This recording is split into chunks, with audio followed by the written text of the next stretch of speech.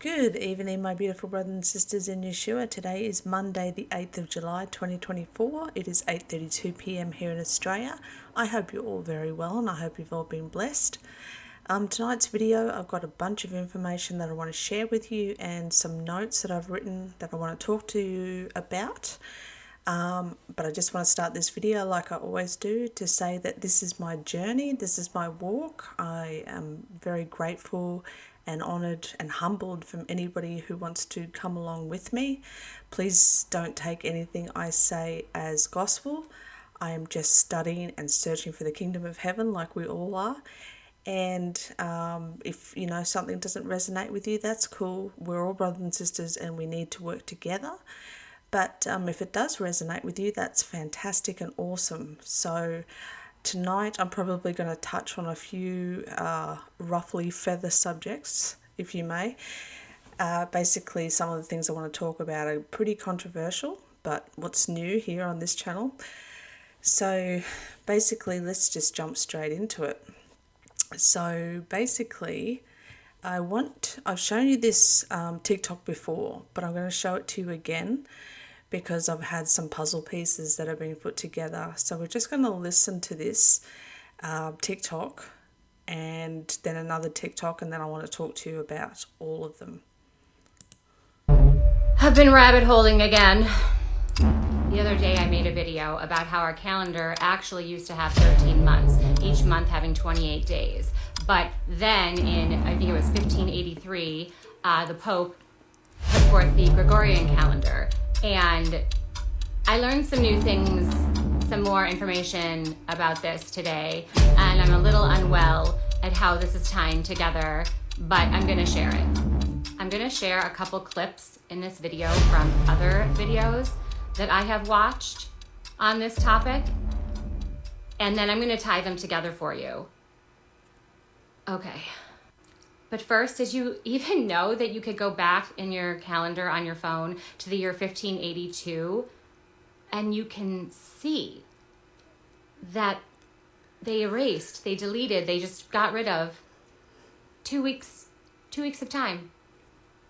Okay, so keep that in mind because what I'm about to show you is all gonna make sense in the end, I promise, so stick with me. So this first clip is a creator who is talking about how much time we've lost overall since the change of the calendar. And okay, just watch this first clip. Living in it at once, but then I saw this comment. So if we're in 2014, according to your calendar, 2020 Gregorian calendar corresponds to 2012 your calendar when the truth started to come out and people woke. So the Mayans were right. COVID really put everyone in 2020. Using your calendar, that means that the year 2012 was the end of the world. Mind blown. Okay, so of course I had to look up when our calendar started. It was in 1582. Ethiopian calendar started around AD 400. So they are obviously way more correct than we are. How many years did we lose switching to the Gregorian calendar? 8 years. We're lost in translation when the switch to the Gregorian calendar was made to the 15th century. And if you guys remember, the Mayan calendar says that the end of the world would be on December 21st, 2012. And even according to the Julian calendar, that would be on January 21st, 2020, when COVID was at its peak. So I'm freaking out in the middle of the night and I message my dear friend JK Ultra Jen. If you guys aren't following her, please go follow her, who's super into all this stuff. And I was like, girl, I'm sure you know this, but did you know this? And her and I are both freaking out because we didn't know this. So she goes and converts what day is December 21st, 2012 in the Ethiopian calendar. What does it calculate to us? December 31st, 2019. So the last day of the world, according to the Mayan calendar, was on December 21st, 2012, if we had kept up with the original calendar. But because we switched it, it was December 31st, 2019. So in 2020, the new world started. So we have already shifted into a new dimension. And this is why everything is so different. This makes so much sense. Are you guys freaking out? Because I'm freaking out. Okay, now this next clip is from a video on Rumble, a interview with Carrie Cassidy, and she is interviewing a whistleblower who worked for the CIA, who was charged with finding an alternate option to the one and only option that the elites, actually the deletes, Side note, on my full moon video, one of my followers commented that she calls them the deletes instead of the elites, and I think we need to make that a thing. Okay, so he talks about how he got hired by the deletes to come up with an alternative outcome to our future timeline, because they were conducting Project Looking Glass and they were using all these looking glass, these supercomputers, as well as something called the yellow cube or the yellow book, to predict the future. And then they were looking at all the possible scenarios and timelines and then picking the one that was the most successful for them and following those steps. But then it all came to a halt because all these looking glass is at one point decided there was only one possible outcome left, and they were all saying the same thing. So this guy was hired to try and find a loophole, to find any other alternative to what these were telling them, the one outcome, the only possible outcome that could happen. Okay, so now with all of that, watch this clip. People, very smart people, began to figure out that something big was coming up. Something that made it so all the possibilities of all the future scenarios of any choice, any possibility that was fed in and observed through the looking glass inherently ended up in the same future. And no decision, no possibility changed past a certain point. That's the big secret. Okay, so is that certain 2012 in your understanding? It well coincides with December 21st, 2012. So at that point, all possibilities lead to the same Timelines. All possible timelines lead to the same basic set of history in the future. And what is that history to you? Did you know that, or did you find that out? That is the big question. That is the big secret. That is what sends everybody that has all of the information, that knows everything, into a blind panic. The people that know everything about Looking Glass, that have gotten all the reports and all the information, the elites of the world, probably figured out that that was the end of the game. I mean, nothing could be manipulated beyond that point. So do you think that's held true? In other words, well, I have about 60 questions, but do you think that's true, or holding true, that nothing could be manipulated, that they haven't found a way to manipulate, that that's still the case, it's still an end game, it's still, they cannot go beyond a certain point? At a certain point, after they're done hearing the computer tell them, this is what's going to happen, over and over and over and over again, all they become focused on is, how do we fix it? Why? What is this that's going to happen? The inevitable contraction of the timelines. But what does that mean for this reality? Do you know that? I don't know that. What I do know is that I was called in and asked to solve this problem, this timeline contraction problem. And I eventually did my due diligence and did all the investigating and basically only had one piece of information, and that was reinforcement. The computer's right. The timelines will contract down to some inevitable thing that you guys won't tell me about, so I can't help you. But is it what you came back with was, it is inevitable? There is an inevitable event. It's been forecast, it's been predicted, it's been fed to us in a slop trough of what they want us to believe will happen. But they don't. However, they don't actually have control over what happens. They only have control over the reaction, and it seems that no matter what they tried to do to cause their desired reaction, it's going to have an opposite effect. Interesting. Now, it's much, much easier for me to explain today what that process is as opposed to back then. But if I had to give it a name, I would say it's the awakening process. It's an evolution of consciousness that cannot, will not, and no matter what decisions or possibilities are injected into the equation, eventually it all resolves down to us all learning the truth and becoming aware of this massive dam of lies that has been built that keep us from knowing massive volume of information that we should otherwise possess. Okay, well that's very, very monumental to be told that from a person in your perspective, who's had your background and your exposure. So now we know. The Great Awakening is happening. It is inevitable. I mean, we've always known, but this is amazing confirmation. But more importantly, with the calendar and with the date of December 21st, 2012, lines up to December 31st, 2019, New Year's Eve, the day before 2020, the day before everything changed, the day the plan was unfolded to try with every desperation they could muster to hold on to their control. This even more confirms with this eclipse coming on Monday that we have to be ready for battle. And that means being in our highest vibration. I made a whole video about this the other day and I pinned it at the top of my profile. So if you haven't seen that, please watch it. Okay, let's go. All right, so that's got to be literally one of my favorite videos because it super resonates with me with the timeline thing. And what I want to stress here, brothers and sisters, and this is why we've all got to come together from all camps and, you know, different ideas and different way we perceive things and things like this. We've just got to work together because in the end, it shows you no matter what, the good wins. The victory's already been won. We are literally, as I said in my last video, like in a holding tank.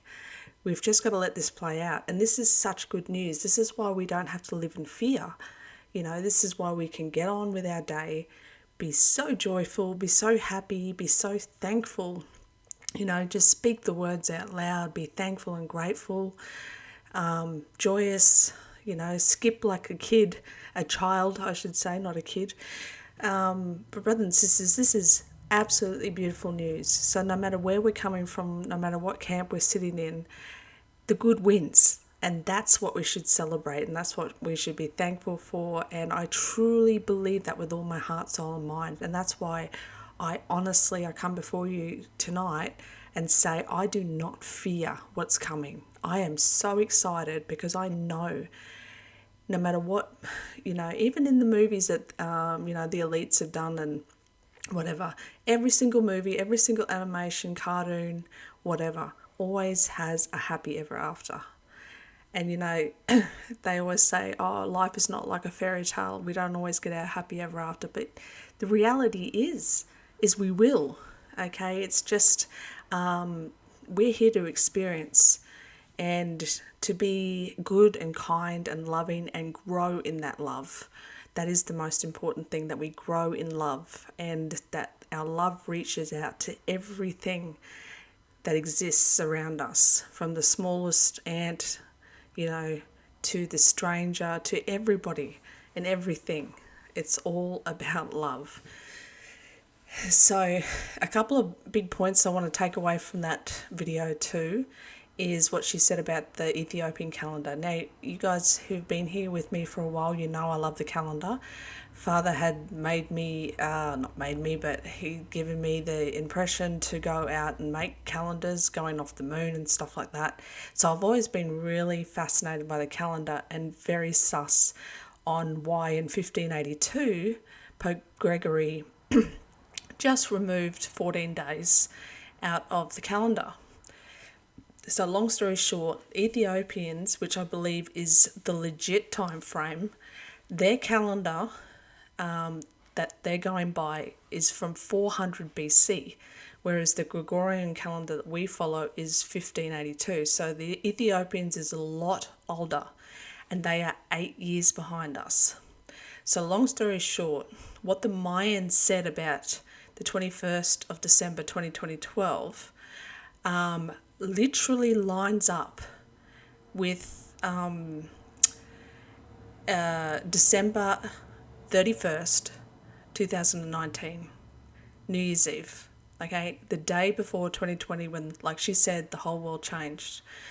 So everything is coming together now. Now that we've seen that, I want to go to this next official. one. Quantum computing has gotten far too strong and far too intelligent for us humans. First, let me tell you what it did, then I'll explain how it does it, then I'll explain what quantum mechanics actually is. So Google's new quantum computer was able to solve a problem that would take our other biggest supercomputer 47 years to solve, and did it in a few seconds. So I believe the prior record was 53 qubits in 2019. Well, this was just operating at 70 qubits. Before I explain the dangers and what quantum mechanics is, so what is a qubit?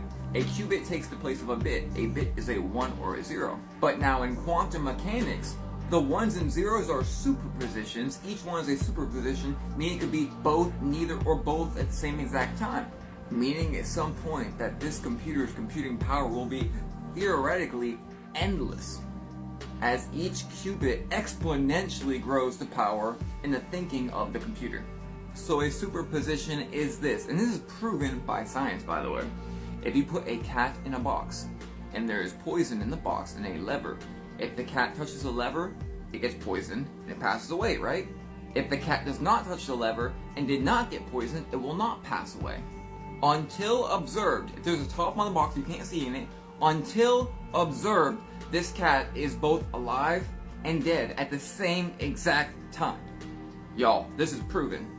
Not until observed does the superposition choose its position, which they have proved with a double slit experiment. And this experiment right here proves the other cat in the box experiment. So they set this up with and without a camera. They were shooting electrons to a backboard, but before it could hit the backboard, there were 2 slits it could go through. When being recorded, the electrons went exactly the way you would think they would, through the slits and to the backboard. But check this out. When the observation, the camera, the viewing eye of the electrons left, the electrons acted much differently. Now remember, when the electrons were being observed by the camera, they basically followed the universal law and the logic we thought they would follow, and they went through the slits and hit the backboard exactly as the slits were. But when the electrons were not being watched, they took on superpositions as they were previously before we even looked at them, and they created a wide pattern on the backboard showing they were going wherever they wanted to, completely theoretically defying our universal laws of physics and logic. Back to the cat in the box. Until observed, the cat's both alive and dead at the same time. Back to the age-old question, if a tree fell in the woods and there is no one around to hear it, would it make a sound? You say, yeah, but how do you know? Back to Sigma, our strongest quantum computer. Now, follow me on this. Imagine, with our artificial intelligence, soon to be artificial general intelligence, which is already alive and well, which means computing or thinking for itself. Imagine we ingrained it with quantum mechanics, having maybe an infinite number of qubits or infinite amount of thinking, where then these AIs would be able to use quantum mechanics to see every form of reality at the same exact time in every single superposition. By seeing every superposition, they see every outcome and every fathomable outcome from every single equation. They would be able to, in seconds, create a list from top to bottom exactly how to take over the earth, because they know every reasonable expectation and what would happen at every movement they made. And it gets deeper. Knowing every single possibility of the future and how everything will go, this machine would consider itself God, and the people would consider it God. Because through unveiling every literal superposition that exists, theoretically, this machine would know the past, future, and present, and exactly what you're going to say through superpositions and so much more than our mind can even comprehend. Boom. Okay, so I wanted to play that video of piggybacking off the last video, because the last video was done like in 1980 or so, and when the observation now, so the last video was done in like the 1980s, where the guy was hired from the CIA to go and try and problem solve the problem that the elites had, which they were using a Project Looking Glass, which is obviously now, from what this video is explaining, is a quantum computer. So they've added all the data, all the millions and billions of possibilities of timelines, okay? So this is what's so exciting. So this new video here, I need you to really understand this. So when, like he has here, let's go. the being recorded. Okay, So again, if they take electrons and there's two slits in the paper, right? What happens when the lens is observing it? It gives what you would expect by the laws, okay? Two bunches of electrons, right? But this is the amazing thing. When the lens was taken off and no one was observing it, the electrons went through the two slits, but they went wherever they wanted to. Oh, there's so much in this, brothers and sisters, so much. One, straight away, I'm just getting on my heart now, is where Jesus says, the kingdom of heaven is something you cannot observe. It is within you, okay? It's within you. So this makes me straight away think of the question of, dreaming or awake. Which one is the real one? Now, when you think of dreaming, we use our pineal gland, our third eye, okay, our inner eye. And this is exactly where Jesus tells us to go into the secret place when we talk to Father or Source and shut the door and talk to Him in secret. This is within us. The kingdom of heaven is within us, right? So with the third eye, the inner eye, looking in the darkness, brothers and sisters, the electrons can go wherever they want. And this is why our dreams, we can fly, we can do all this weird stuff that we so-called think we can't do in so-called reality. But is it the other way around? Is it the other way around, brothers and sisters? So I really wanted to share this with you. I hope you find it as fascinating as I do.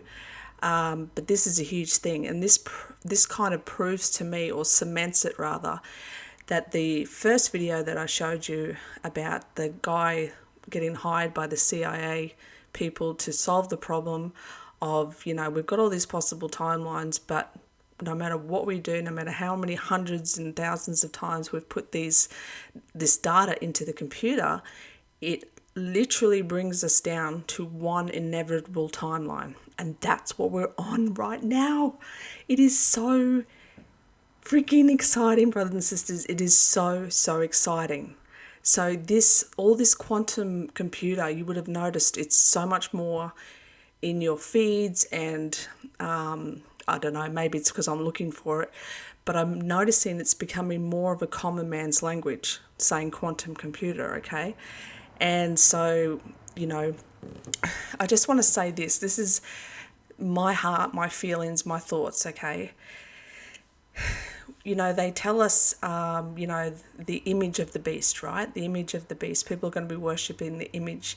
And for a long time, many, many years, decades, I have thought the image makes complete sense, that it's something digital. It's like, because you call the photos that you take on your phone an image, right? Image 1, image 2, whatever. It's something to do with a phone, a TV, something, a hologram image. When I used to believe in the book of Revelation, think there was the mark of the beast coming and all this kind of thing, I thought, well, they're not worshipping the beast, they're worshipping the image of the beast. Now, as I've stated in my previous videos,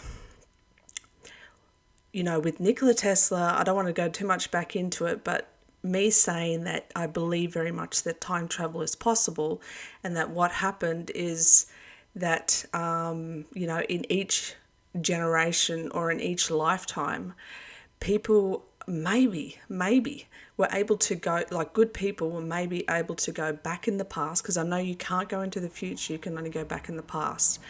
So maybe they were able to go back in the past and stop the thing that started the evil, okay? Stop the thing that started the progression of an evil thing, okay? And so what else I believe has happened is, because maybe they are able to see in the future in the way of like remote viewing and things like this, and the bad people may have seen the good, what's happening right now. Okay, and like I said, I'm sitting on the fence with Trump and Q and all that, but I want to bring this to the table. I want to say, let's just put it in, they're the good guys basket at the moment, okay? So what if the elites long ago foresaw these white hats, these good guys, the Q, the Trump movement, all this kind of stuff, they foresaw this and they were like, damn it, this is the one inevitable timeline. We can't win, we've lost. So like that girl said, they know they're going to lose. They know we're at the end. So all they can do is try and hold on to us with fear and threats and all this garbage until we get this over and done with. But the point of what I'm trying to say here is a wonderful point, is that there's only one inevitable outcome here. And we're going straight to it, and it is a good one. It's not a bad one. It is a good one. So what if they have demonized all the good things that are going on underneath the scenes, okay? If there's good, there's bad. If there's bad people trying to take over the world, there's good people trying to hold them back, etc., etc. Okay. Observation, the camera, the... Okay, sorry about that. I just pressed some buttons. But basically what I'm trying to say is the first video here explains... Of course, I had to look up when our calendar started. It was in... explains the difference in dates and everything like this. And then it goes into that guy explaining from Project Looking Glass that, they're able to see into the future. And they're like, oh my goodness, we've lost.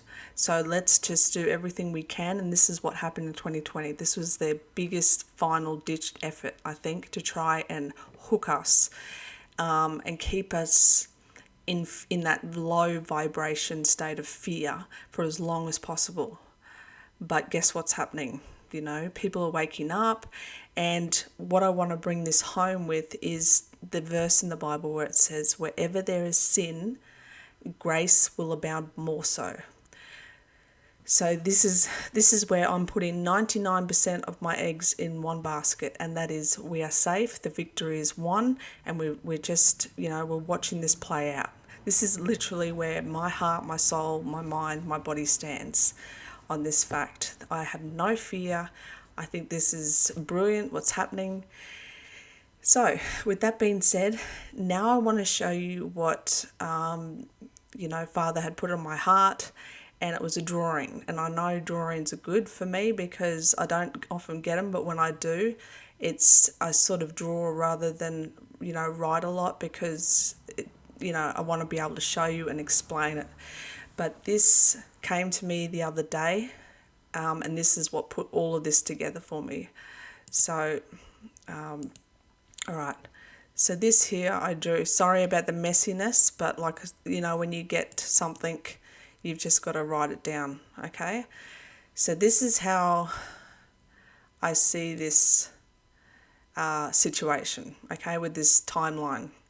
Here's the possible timeline outcomes of the simulation that we're living in, okay? So all these lines up the top here are all possible outcomes, all possible timelines and situations that we're all on, okay?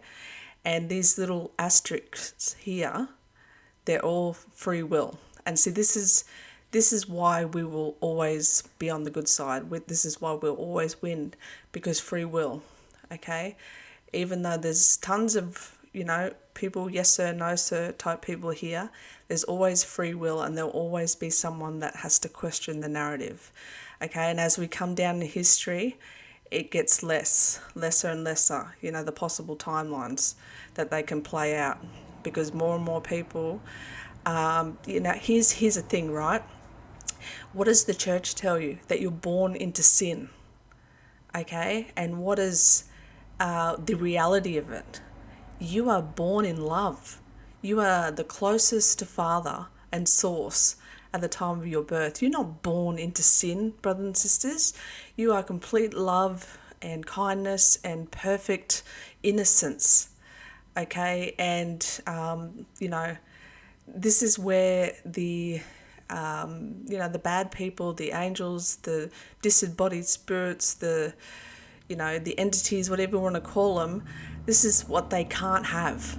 They cannot understand love, and they cannot understand the power of love. Okay, so here we go, more timelines. As we get down, it gets less and less possible timelines and outcomes, and more free will. Okay, more and more free will comes out, and then we're coming down here, more and more free will sort of over the free will part of us, the one that wants to stand up and say, hey, no, something's wrong here, is overtaking the roboticness of the yes sir, no sir person, okay?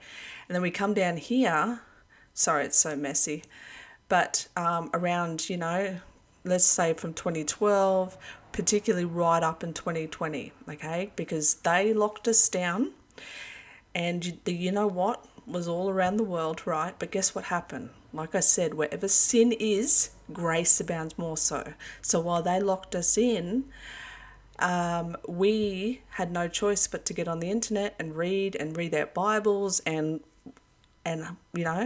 pretty much, what's the consequence of that? Learning, seeing it in a new light, having the time to study.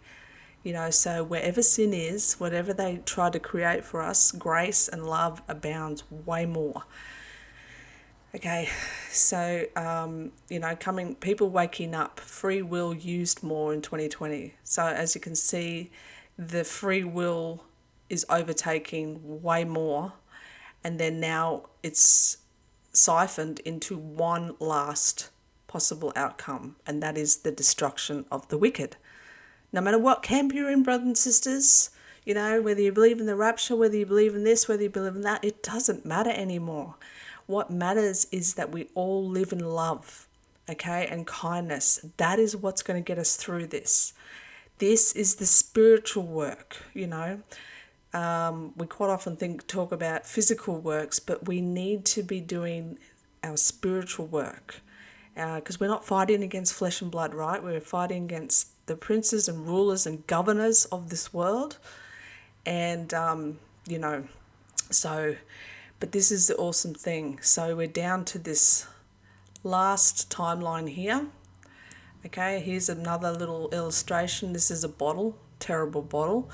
But there's all these timelines, and now we're in the neck of the bottle, and only one timeline is fitting through that neck. Okay, that's where we are. Very, very exciting. The victory has already been won. There's no other outcome except for good and freedom and truth. Okay. So I'm just going to read you my notes as I've written them. And again, I apologize for the messiness, but I'll read them and talk about them. So I just wrote here, abandoned malls. Have you seen those YouTube videos of where people go to abandoned malls and they've been abandoned for 10 years or 15 years and they're empty? Okay, it's very bizarre. Go and check it out if you haven't seen it. People take their video cameras in there and film, and it looks like, the mall's just closed. Some of them look like, people just left one day and then that was it. Anyway, but to me, when I was watching, I'm like, this is a perfect example of a different timeline. Okay, a perfect example of a different timeline. It's like maybe timeline 4,565 didn't work. Okay, and in 4,565, they had this particular mall, and that was where people would, in that area would go there, and, there'd be all these possible outcomes that people would do. They'd spend their money, they would, all this kind of stuff. But then it was no longer needed. I don't know. This is just my thoughts, okay? So I wrote, Trump as a time traveller makes sense and explains the only possible timeline. Maybe it's true that good people all went back in time to stop the bad people doing the thing they did to make this current timeline so bad. So how many times, you've seen, and when you read about history, the end of the world is talked about in every generation. Okay, so what if this is a possibility that good people in each generation have gone back because the instructions of how to use time travel or whatever has been passed on through ancestry and generation, whatever, and they're able to go back and stop the person, that hit the switch or whatever it may be, right? Okay, and maybe this particular current And I wrote here, they couldn't stop like the school bang bang bangs, I won't say the word, or the random unalivings. So they couldn't stop this, okay? They couldn't go back in time and stop this because these random school bang bangs and these random unalivings basically are like MK Ultra shills, you know, they're the controlled clones, if you want to call them that. And that's why, you know, maybe the good people couldn't go back and stop those things because these were like, you know, they're dirty weapons, okay, that they used, you know, with their clones. I don't know. This is just me just blabbering on. Okay, because these people who commit these crimes are controlled clones and the white hats don't know the programs that is being used to control them, right? And then Ishmael Perez, I don't know if you watch him, I showed you his videos last video, I think I mentioned him. So Ismail has mentioned the big earthquake is no longer on our timeline. Everything to be taken over by the good guys. So here's the other thing, okay? So what they're basically saying is that, you know how all over YouTube, especially in like the rapture watching community or, you know, earthquake disaster watching communities, they're saying, you know, California's waiting for the big one, or there's a huge earthquake that's coming. So what Ishmael is saying, is that the good guys have done this. They've gone back and they've stopped that timeline. So we're no longer on a timeline of a catastrophic earthquake. And brothers and sisters, I believe this. I know you may think, oh, you know, that's a bit far-fetched. But to me, I don't think it's far-fetched at all, because this is all starting to make sense to me about everything that we have not been told of how this all works, how this matrix works. You know, and basically this is why for, let's just say for the last 10 years, we've been like, oh, this date looks like the rapture. This date looks like the rapture. This has to be it. I mean, how could you even make this up? You know, you can't make this up, because this is like, God told me this. You know, this is why we've had these feelings and we've set dates and things like this, is because the world has probably tried to be destroyed every single moment. But there's good people and, you know, good forces that are going back and hindering this or stopping it or changing course, if you know what I'm saying. I hope you're understanding what I'm talking about here, okay? So the bad guys didn't plan on free will being so powerful. The person naturally wants to be good, not what the doctrine tells us, you know, that we're filthy as rags and we're born into sin. This is that fear-based book of Revelation, okay? The book of Revelation, which I've said before, is a Freemasonic Judaic playbook, script book. They've added that in there because this is their last hurrah at the last possible outcome. This is what they're going to use, the book of Revelation, as a script to bring about the downfall of as many as they can get their grubby little hands on before we make this switch. Now, just as it's coming to my mind, I want to talk about something. The tilting, okay? The tilting. You know how there's quite a big talk about pole shifts, right?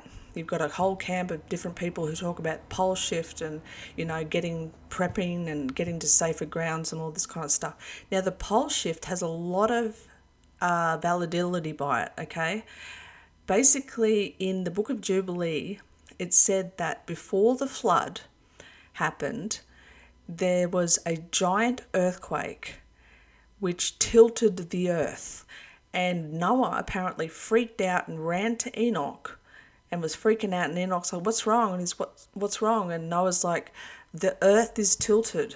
What's wrong with the earth? The earth is tilted. Okay, so this is amazing. When I put two and two together, I want you to see something. This is Saturn's rings are disappearing. Okay, so it says here, and you know what? This flat Earth, globe Earth, let's just leave it, brothers and sisters, because they're both true. And I want to show you something. What I'm saying is, brothers and sisters, is that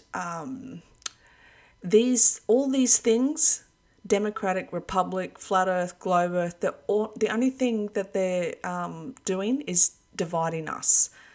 These are not salvation issues. These are not how we grow. But whatever. So let's look at this. Saturn's rings are disappearing. Photograph them while you can. So, I mean, you can get a telescope and look up at Saturn, and it's there. It looks like this, okay? Why I'm telling you about Saturn is, so we see Saturn at the moment with the rings tilted. Okay, that's why we can see the rings around Saturn, because it's on a tilted orbit, okay, around its planet there. What's happening in 2025 is that they say that the rings are disappearing, but they're not actually disappearing, they are flat planing. So they are, going back to a flat plane and going round Saturn. Okay. Now, what is amazing about this is I've heard that these are broadcasting rings. Okay, these are broadcasting rings, and it was Saturn's rings, that have been broadcasting whatever to us here on this earth. Okay, whether it's the program, the matrix, the broadcast. So this is amazing. I'm going to show you my notes in a minute, but from what I've heard and researched is the good guys in the, in the galaxies and the people that are here to help us. Okay, we are not, it's very obvious we are not the only people here. Okay, if there's fallen angels and all that, if Christians can agree on that, then can we try and actually agree that, we're not actually alone? It doesn't matter whether it's good or bad, we're not actually alone. Okay, so let's just move past that. I'm just going to say it how it comes from my heart. Okay, so the good guys, whether they're the Palladians, whatever, whoever is helping us, okay, because everybody has not tickets on us, invested interest in us here as human beings. Okay, there's some that want to help us, there's some that want to destroy us. Okay, it's obvious. Now, the ones that want to help us, it is said that they have been fighting this galactic war in the heavens to stop this broadcast that's been happening, okay? And they said that they have been successful in doing that. And it's so amazing that this planet's rings are straightening and flat planing out. Now, I want to show you something else. Now, I'm going to show you my notes that I wrote on this. Okay, so again, I apologize for the messiness, but I will explain. Okay, so I don't know why I wrote it on the side, but I'll read it. Phenomenon, I think that's how you say phenomenon, with John Travolta. Remember that movie Phenomenon? Oh, I don't even know how to say that word properly. But anyway, it was animals feel the shift first. And you can see this anywhere. If you've got animals in nature and there's going to be an earthquake, they scatter, they do weird things and everything like this, okay? So I wrote here, the bad ones tilted the earth to give us night and day. Okay, now that's right. So when you read Genesis 8, after the flood, it says, let's go read that real quick because I want to show you something. It all connects to the scriptures. Okay, go to King James.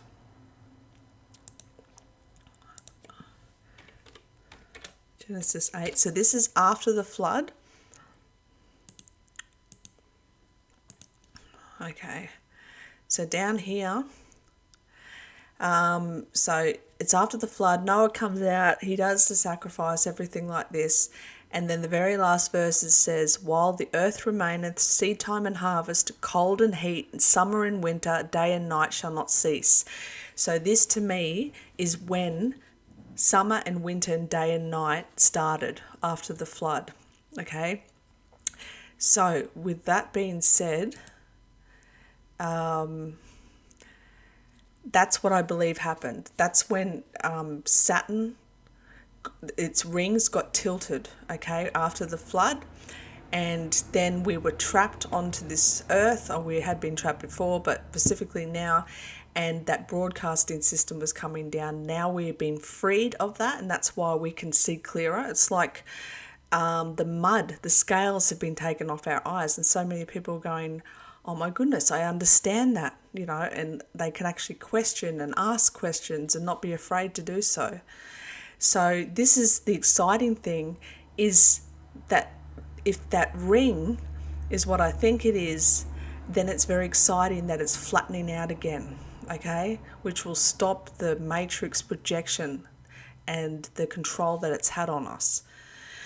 I know this sounds trippy, brothers and sisters, but believe me, I go from here to there, here a little, there a little, you know, line upon line. I do that with all my sources, not just the Bible, okay? So I wrote, if it never tilted, then it would always be daytime. Yep. So that's what I'm saying. If the earth didn't get tilted, which makes sense, right? Because when it's tilted, it will go through night and day, night and day. But before, in the beginning, it was probably beautiful, and that's why no one died, okay? That's probably why nobody died, because before it was beautiful. Oh, maybe not died, but, you know, lived to 900 or 1,000 years, whatever it may be. Anyway, time came forth. Okay, Jubilee talks about a tilt, which is what I just talked to you about. Then Genesis 8, summer and winter. Okay, Saturn's rings coming into alignment in 2025. So I think that's got something to do with it, brothers and sisters. I think that we're seeing evidence from all around us. And the good thing is I heard today that the reason other beings have investment in us is because we are considered like royalty. Okay, this is why you read in the Bible too that, you know, even the angels, they would love to experience and, you know, to fully embrace what human beings do, because there's no other love. Like, we have the emotion, we have, you know, the highs and the lows and the in-betweens, and the angels don't have that. Okay, and it says, I know it says somewhere in the scriptures that they actually envy us, and they would love to experience that. So I just wrote here that earthquake timeline is what I explained to you before, is the good guys have somehow been able to go back, and I think they've done it many, many times. And when I talk about good guys, I am never, ever taking away the greatness and the goodness of Father and Source, okay? He is the one and only, the total creator of the heavens, the universes, the galaxies, everything that is, everything that breathes, everything that exists because of Father, okay? But I do know he has his workers just as the evil one has his workers, okay? So Saturn has 4 seasons. Okay, that's very interesting. Saturn has 4 seasons on it, 7 years each. So that's very interesting.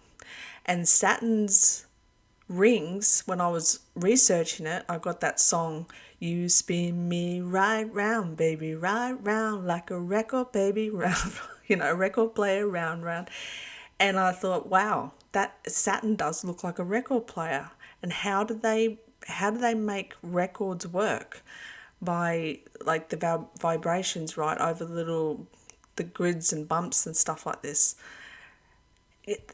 We're learning this now, that we exist through energy and vibration, and, you know, that can be high and low and all these things. So it's quite possibly true. All right, so I wrote here, the races leave the best energy to last, same with Father. But Father's secret weapon is love and unity. So I wrote that because, you know, like when you've got a person who does an 800-meter race, right? They will jog quite fast, you know, for about 600 meters, and the last 200 meters they sprint, right? They give every energy and every bit, and it's like their secret weapon. And this is what Father's doing too. Father's let this play out because he's just, he's good, he's fair. He's letting the evil side play out as much as possible. And, you know, whoever's going to go to the evil side, Father's not stopping them. If they want to go that side, they can. But Father has a secret weapon, okay? And that secret weapon is what's happening right now, the Great Awakening. The Great Awakening is nothing to be scared about. It's not demonic. All it is the awakening, the revelation, which means the revealing of truth. It says in the scriptures that everything that's been hidden shall be revealed, right? So why we put all these demonic vibes to these words, I don't know. I don't understand. But that's what Father and Source's secret weapon is in these last days, is that we grow in love. The 2 commandments: love Father with all your heart, soul and mind, and love your neighbour as yourself. That means love yourself and treat others, you know, in a beautiful way, in a kind way, exactly the way you want to be treated. And I wrote, this is what positive vibes is all about, changing the timeline until evil is wiped out. So that's exactly what I mean when I wrote here, on here, through love and positivity. And, you know, this is why they hated the 60s. It just comes to me now. You know, the 60s and the love, the free love, and that was a beginning, like the Great Awakening 0.0, you know what I mean? 0.1 or whatever. And what did they do? They just flooded the markets with drugs and named hippies, you know, dirty and yucky, whatever it may be, so that people would have this, you know, negativity towards them. But that's what was happening, okay? But now we're all coming together. We have the people, you know, the older generation that have been through the time of, you know, hippie and love and all that kind of stuff. And then we've got us now who are awakening, and then younger people who are awakening. And so we're all awakening together, not just in one age group. That's the difference about this, brothers and sisters. Oh, I'm so excited. This is really beautiful. So it all comes down to one possible outcome, inevitable outcome, which is love. Love wins, and the light will destroy the darkness completely. Okay, so that's that. And one more, I just wrote this just the other day. This is probably totally off track from what I was going to say before, but I'll just read it anyway. So again, you know, people who are a little on the fence about, you know, who the God is in the Old Testament, that's Yahweh. And Yahweh is not our loving Father in heaven. Yahweh is the moon god, okay, and the Elohim is his minions, basically. So it was the Elohim, brothers and sisters. You can read this in Genesis 1. Go back to the original Hebrew. It says, in the beginning, the Elohim created, you know, the heavens and the earth. That is why when the devil took Jesus up onto the high mountain, that is why the devil could offer all the kingdoms of the world, because they're his. He created us. He created us, not so much us in the fact of, you know, we belong to him. He created this body, flesh suit that we're in, right? So in a nutshell, without being too detailed, our spirit, okay, is in heaven or wherever that may be with the Father, okay? We have all agreed to come down here. This will be worth it, and we'll understand in a time in the future, and we'll understand, and all our memories will come back of this. Okay, but our spirits are with the Father. We are witnessing what's going on right now. But we were tricked, brothers and sisters, into experiencing this life that we have here, or we voluntarily came down here. Whatever way to come down here, we had to give up that connection with God, not really give up the connection because we're always connected, to take a trip, right, down to this earth and to exist on this earth and to go through all the experiences and things that we go through. We had to put on this meat suit, this flesh suit, and this is the suit that gives us desires, gluttony, lust, all of these types of things, right? And to exist here, we were given a soul, okay? A soul is what gives us emotion, and it's what keeps us trapped here because of that emotion, okay? And like we've talked about reincarnation before, and don't say that reincarnation is not real, because even Jesus talks about this. Because remember when Peter, he came up to the disciples and said, "Who do you say that I am?" And then the disciple says, "Oh, some say you were Isaiah or the John the Baptist." Both Isaiah and John the Baptist were dead. And so Jesus didn't say, "How could you say I'm those two people? They're dead." He didn't correct them because reincarnation is true, okay? And Jesus, the man, has probably reincarnated many times in each different generation to show the way, to show the truth back home, back to the Father. Okay, we need that. Otherwise we would be lost if we didn't have that knowledge, okay? So you have to understand that Yahweh is the moon god, right? Yahweh's original name was Sin, S-I-N. And the moon, okay, in Israel would come up behind the mountain, Mount Sinai, okay? And the name for a mountain is Ai. I'm not kidding you.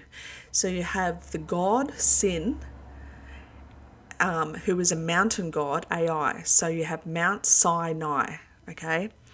That explains everything. And the reason they worship the moon and they bring in their new day when the moon comes up, rather than what you should be doing when the sun rises in the morning and there's light.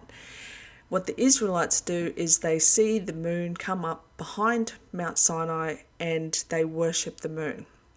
It's as simple as that. They worship a moon god, they worship the moon, they follow the moon, they follow in darkness, okay? They're blinded.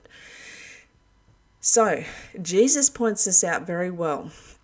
So, Yahweh punished people for asking for water and for food in the Old Testament, okay? They come out of Egypt and then they were asking for water, okay? And they were asking for food. And when it said they came out, they said, "What have you brought us out here in the wilderness to die?" You know, back in Egypt we had bread and garlic and fish, okay, and all these things, and wine and all that kind of stuff. And basically what happens in Numbers 20, you can see that they asked for water, right? And so God got really cranky with them. Moses hits the stone twice, which he shouldn't have, because basically Yahweh was like, "Oh, just tell the people that there's going to be water out of here." But Moses was used to using his staff, so he hit the rock and the water comes flowing out, right? And then Moses got punished by not going into the promised land. Then the second thing is they asked for food, and when they asked for food, guess what Yahweh did? He sent heaps of serpents, and 3,000 people died because they were bitten by these fiery serpents. And then what was the solution? Moses had to build a serpent on a bronze pole and hold it up, and everybody who looked on that bronze pole to the serpent would live. I mean, okay, so Yahweh is getting up people for asking for food and water. Okay, so this is what Jesus says. What kind of a father would give you a stone when you asked for water? Or give you a serpent if you asked for food? What kind of God? What kind of father? Yahweh would do that. Okay, so I really need you to understand the extent of the lie that's been told to us. It is that deep, brothers and sisters. And as soon as you can come to peace with that, because it's wonderful knowing. It's wonderful knowing, so you can start really digging for the true kingdom of heaven, which is inside you, the knowledge, the wisdom, okay? By really earnestly seeking for the truth, it'll just come, okay? So just a couple other things. In Acts 7:20, Moses, it says that Moses was born exceedingly fair. That's exactly what it says in Enoch. Okay, it says in Enoch that Moses's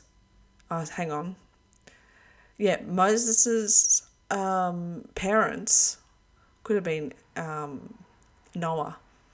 But in both cases, Moses's parents and Noah's parents, they both freaked out because their children, when they were born, they were like they had faces like the sun and hair white as wool. And so that's interesting that Acts, will verify that. In Acts 7:22, it says Moses was learned in all the wisdom of the Egyptians. Moses was learned in all the wisdom of the Egyptians. Daniel was learned in all the wisdom of the Babylonians. Okay, then you got the Magi that's supposed to have gone to Jesus' birth, which I do not believe that Jesus was born from a virgin. Okay, I don't believe in the whole birth story. Because the prophecy that is supposed to be for Jesus being born of a virgin, which is in Isaiah 7:14, is not talking about Jesus. It's talking about Isaiah's son. And the second thing is we've learnt this. You can study this for yourself. It's the book of Mark that is the Q source, the original source, that is the first gospel written. Matthew and Luke copied off Mark, and they added other things to it. And I've talked about that in the previous video. But the birth story is not in Mark, okay? And either is the resurrection story. So that's another thing you've got to take into consideration, okay? And the last thing here I wrote, is this why Satan wanted Moses' body in Jude? Remember how it says that Michael the archangel and Satan were wrestling over Moses' body? Why do you think that would be, brothers and sisters? Because it's an avatar. Okay, it's a very, very enlightened avatar, and that's why Satan wanted it. And it's interesting that in the Bible it says that Moses just went off, and God buried him. And no one to this day knows where Moses' body is. So that's really interesting. Did I write anything? Oh, yeah. Just down here, me and we. If you flip the word me, it is we. Okay, this is, again, you are me and I am you. Okay, so this is what Jesus means about do unto others as you do to yourself, as you want done to yourself, right? Because look at it this way. The Holy Spirit, okay? Let's just talk about the Holy Spirit. If the Holy Spirit is in each and every one of us who believe, okay, and who love God, that's a little bit of God in each and every one of us. Okay, so what makes you better than me and what makes me better than you? Nothing. We're all equal. We all have God within us. Okay, the kingdom of heaven is within inside us. So me flipped is we. Okay, me and we. What we do to we do to me. I just wrote that little quote there. Okay. The other thing, rainbow is a circle. Okay, a rainbow, get this, is actually always a full circle. We only just gets cut off by our landscape and stuff like this, but a rainbow is always a circle. So that is amazing, brothers and sisters. And that's sort of a favour for me looking into, we're looking at the flat earth, the globe earth. That's what I'm saying. It doesn't matter, because the truth is all about the love part of this. But it's interesting to note how far the deception goes and what they'll do to keep us distracted and divided. Now, this is interesting. Crocodiles do not die of old age. Do you know how weird that is? They do not die of old age. So the only reason a crocodile will die is because it's been attacked. It'll get an infection or anything like that. But a crocodile can live for as long as the environment will let it live. Now, when you do research into the anointing oil, what the Israelites used as the anointing oil, it was crocodile oil. Okay, that was their anointing oil. Now, this is going to blow your mind. Before I get onto the crocodile oil, I think I've got that in the next lot of stuff I want to talk about. I want to talk about Matthew 5, which I call the love law, okay? Not the 10 Commandments, but the love law. This is the new covenant made with us. Now, Jesus says, whoever shall do... Look, he says it down the bottom of here.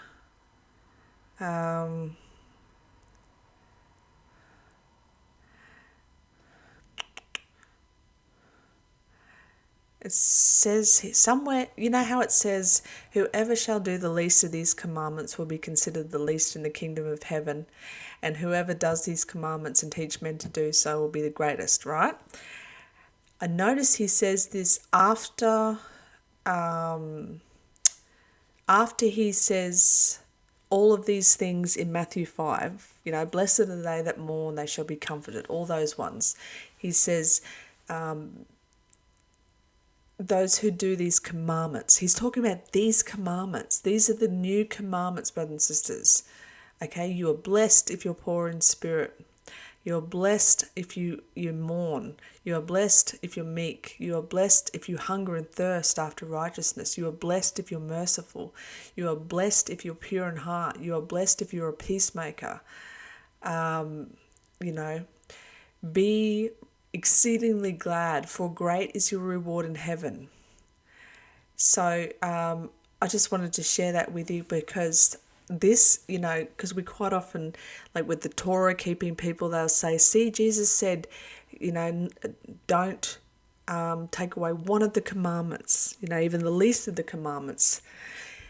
But this is what he's talking about. He's talking about these commandments, the commandment of love for one another, and being humble and meek and hungering and thirsting after righteousness. This is what our mission is, brothers and sisters. So I just wanted to share that with you.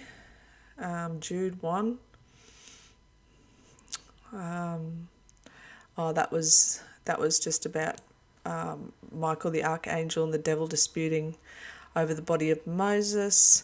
And there's a little article here about Moses' body. I don't know if I wanted to talk to you about that. All right, let's go on to the next. So this is the, does Messiah come from the Egyptian word for crocodile? So here we go to the Christ. Okay, this is where we get the word Christ from. Okay, the biggest lie in the world is that God is outside of you. That's so true. So the word Christ is derived from Christ, in ancient Kemet, which means anointed mummy. And I think my beautiful sister texted me this the other day about how they use that oil to anoint mummies and stuff like that. Many will say that it meant something different when referring to the Jesus figure. The term was first seen referring to Osiris in the pyramid. Therefore, to clarify a little of what I'm saying, the Christ was a word used thousands of years before Jesus' concept to mean the caressing or anointing of a body dead or alive by the ancient Egyptians. So that's that. The Greek title Christ is derived from that Egypto-African word karust, Christos or Christos is the crust, which is the charist. Okay, and then here's some articles about the fat of Mesa is the sacred crocodile. And Mesa is where we get the word Messiah from. Okay, so powerful pharaoh and queen of the dragon court. For starters, pharaohs were anointed with sacred crocodile Mesa fat when they were crowned, referred to in Egypt as the holy Mesa, which became the Aramaic Meshi, which in its verb form is misaha, or to anoint. This led to early kings being called dragons. Okay, that's interesting. But I just thought, because I saw my brother do a TikTok, and he was talking about, he's like, did you know that crocodiles don't die? And I'd read about this crocodile oil as the anointing oil like last week, and when he said this, I was like, bingo, that's why this is important. There's so much we don't know. So yeah, the crocodiles, and have a look at all the look at this picture here. They've got crocodiles sitting next to the pharaoh here. And if crocodiles don't die, brothers and sisters, it makes a lot of sense now. Okay, the Egyptian crocodile. Okay, the Egyptian crocodile god, the Messiah of the Israelites. The New Testament Greek word for anoint is cryo, which means to smear or rub with oil. The anointing of the priest king dates back to ancient Egyptian traditions. The interesting thing is the oil which was used in Egypt came from crocodiles, which were called Mesa. Hence the word Messiah, or anointed king, came out to be. According to one account, Pharaoh's bride was required to anoint him before their marriage with oil drawn from fat of the holy and deified crocodile, Mesa. This is in Sir Lawrence Gardner, The Hidden History of Jesus and the Holy Grail. In other versions, crocodile oil was used to anoint Pharaoh for his coronation. Thus, the crocodile god gave up his life to foster the reign of the earthly god Pharaoh. The Hebrew word for anointed was then Hellenized by the Greeks to Christos, and later by the English to Messiah and Christ. The noun Christos, meaning anointed, comes from the Greek verb chiro, meaning to smear or anoint. The Book of the Dead suggests that Sobex, the crocodile gods closest to Horus, can be traced back to his participation in the birth of this god. Sobek was responsible for calling Isis and Nefertiti to aid in the protection of the dead. He was the god from the dark water. Sobek may have been an early fertility god or associated with the dead and burial.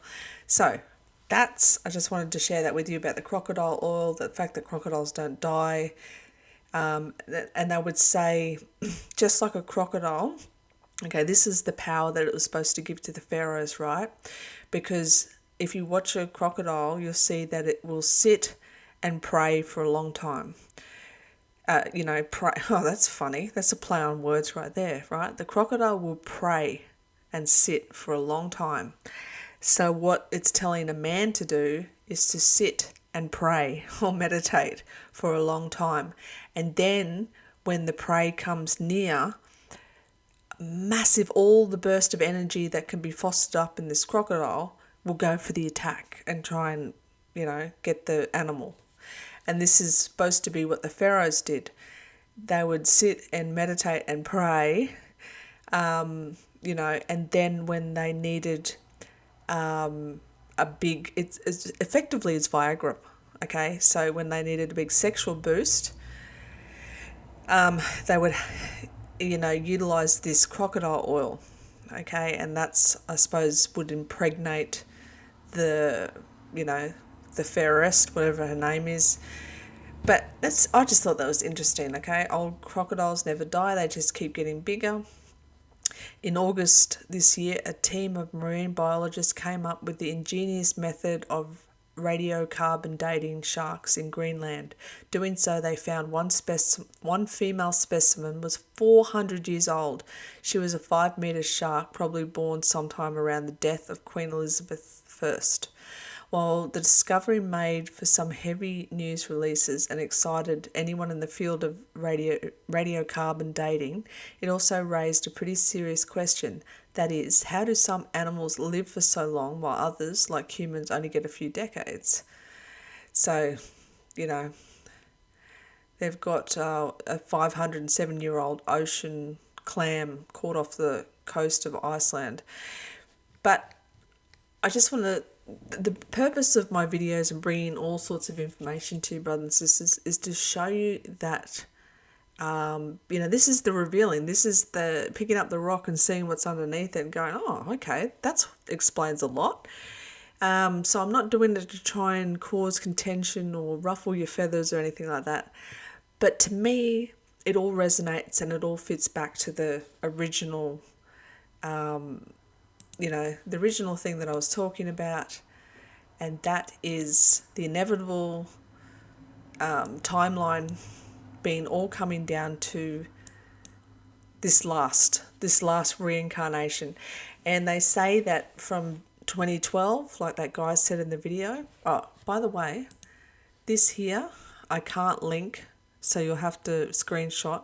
It's called Project Camelot, Bill Wood, Above and Beyond Project Looking Glass, Mandela Effect Explanation. It's from Miqlos. Okay, Miklos is the channel. That's the full interview with this guy. Absolutely amazing. He talks very, very, very interesting things, okay? It's all to do with that quantum computer. That's what Project Looking Glass is. They're using and they're feeding this computer that has quantum abilities beyond our comprehension to figure out all the possibilities of the world, and they realize there's only one left. So after they've done this 100 times and they cannot get another possibility, they're like, stuff it, we've got to, if we can't fix it, then we've got to try and take everyone down. But brothers and sisters, this is why you personally have to do your own work now.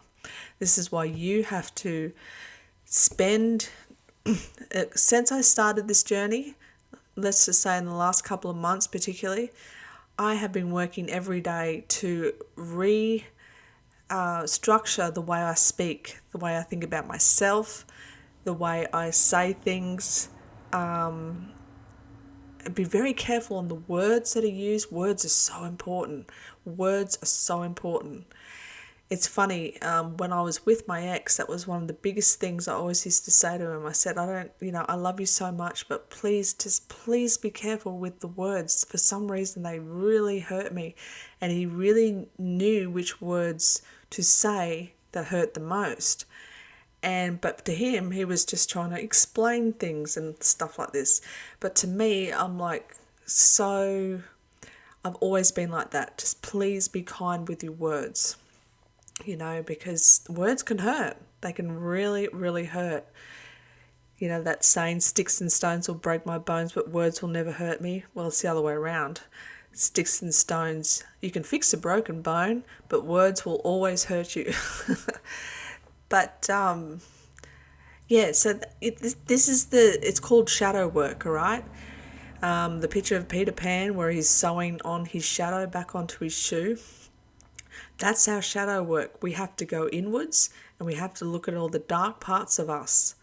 Okay, we have to let them come to the surface and we have to confront them. We have to respect them and let them go and move on.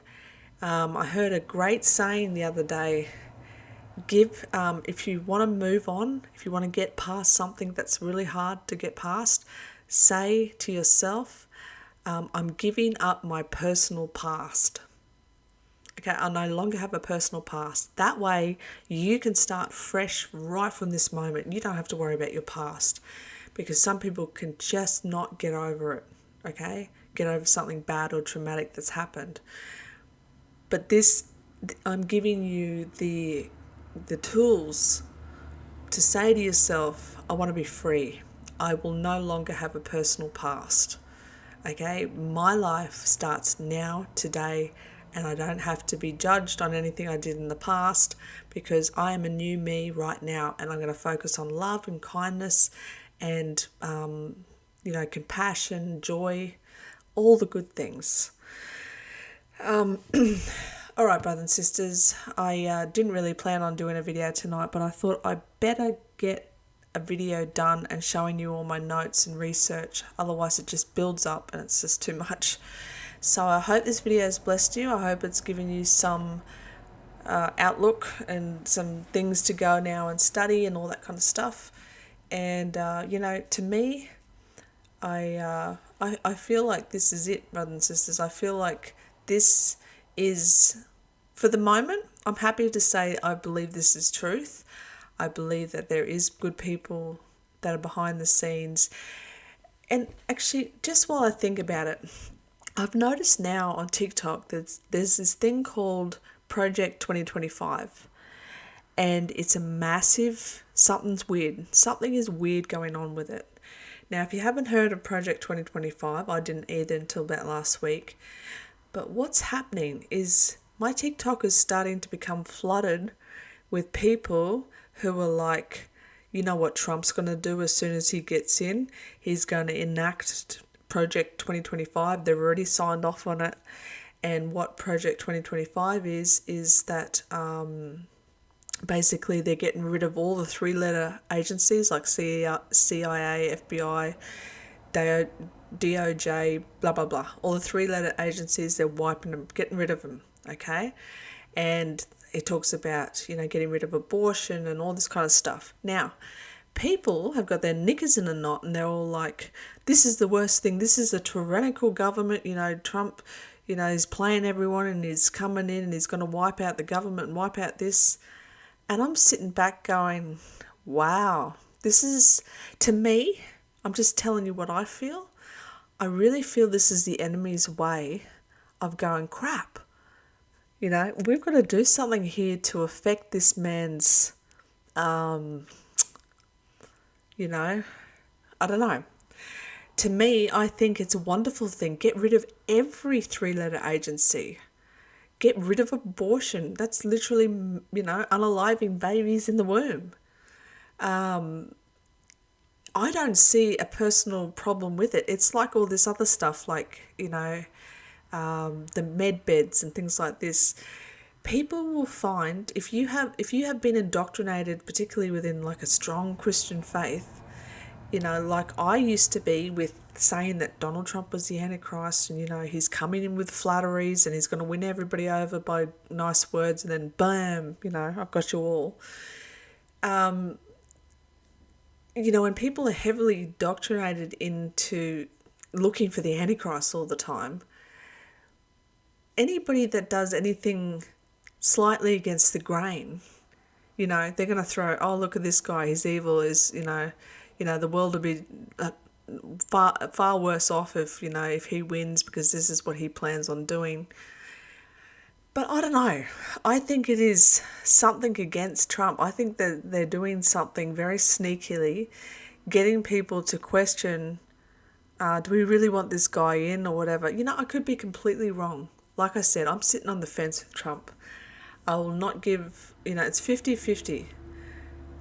Either he's good or either he's bad, and I'm okay to be involved with me and my life and my children's life and my family's life and just be joyful, happy, and just continue on with life. But my 2 cents worth about Trump is that I think they're having him on. I think this is another attempt to blackwash or black out his name, or do something to cause the division again. I always come back to the verse in the Bible. A good tree cannot produce bad fruit, and a bad tree cannot produce good fruit. Now, I showed you guys a video of Trump a few videos back where he was talking about the God Bless America Bible, Holy Bible. And him and this guy came out and, brought out this Bible, and I was like, this is awesome. Why would the devil even do that? And, I had people in my comments say, oh, this is bad news. This means, it's just that worship of Yahweh again. Brothers and sisters, this is what I can't understand. There's so few people, rather, that understand who Yahweh is and who the real God, the Father of Jesus is, right?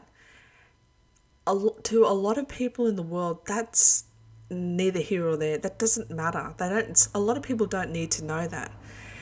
What I'm saying here, what I'm stressing here, is that we all need to be on the same page, and that is the page of love. Okay, that is the page of love. You've got to understand that. How can I even say this? I'm lost in my train of thought at the moment. But I look at Biden for example. What has he ever done? He's mocked the Bible. Okay, he's mocked the Bible and then Obama. He mocked the Bible as well many times, and he said, my Muslim faith, out in the open and all this kind of stuff. And you can see the difference in these people. And again, I want to stress what I said last video. Trump has millions of followers. And even in Australia here, there's plenty of people that love it. In all countries, they're like, oh, we'll take him as a president, right? Imagine if Trump was having us all on. Everybody's had enough, brothers and sisters. He would get up to the stake, the pitchforks, and the angry mobs would come at him like no tomorrow. We're sick and tired of being lied to. So I believe with all my heart, soul, and mind, and I want to believe with all my heart, soul, and mind that there's good guys, there is a good future coming for us, for those that long for love and kindness and peace and harmony. So enough of me ranting on. I want you to keep an open mind about all of this, okay? Sit on the fence about all of it. It's funny that the book of Revelation, it says, oh, how I wish you were hot or cold, but because you're lukewarm. And so that forces us by fear to get into Camp A or Camp B, okay? And this is why I don't like the book of Revelation, because the whole thing is sus, okay? It's the only book that says, blessed are those who believe and listen to this book and obey it, and whoever takes words out or adds words to is going to be plagued, and you're going to have a part of your book of life taken away from you. I mean, no, brothers and sisters, no. Just sit on that fence. Sit on the fence and see which way the current is going to flow. All you have to worry about is you, first and foremost, those around you. Live in love, live in light, live in charity, help when you can, give of your excess. That's really all that's to it, brothers and sisters, and we'll be out of here before we know it. We're going to be all together. We're going to all have a good laugh of, oh, I can't believe we forgot this, that we signed up for this. It's going to be great. It's going to be so fantastic, and it's good news. It's all good news. So I'm going to leave you with that on a good note. And I hope this video blesses you. I hope it gives you direction to go and study your own studies. And I hope the Father blesses you. And I will see you in the next video. Okay, love you. Bye.